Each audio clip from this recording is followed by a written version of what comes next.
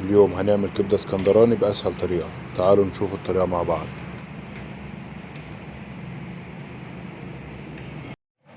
هنقطع الكبدة شرايح، ولازم بعد ما نقطع الكبدة نخلي الكبدة موجودة في مصفى.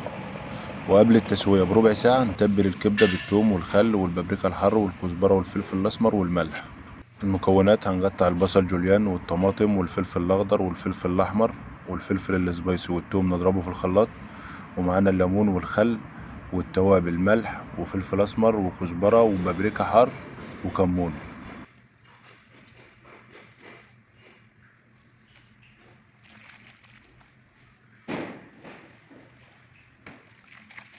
قبل التسوية لازم نسخن الحلة كويس، وبعد كده ننزل بالزيت وننزل بالكبدة. بعد ما نلف الكبدة كويس نشيل الكبدة وننزل بالبصل، وبعد كده ننزل بالكبدة تاني وننزل بالخضار الموجود معانا.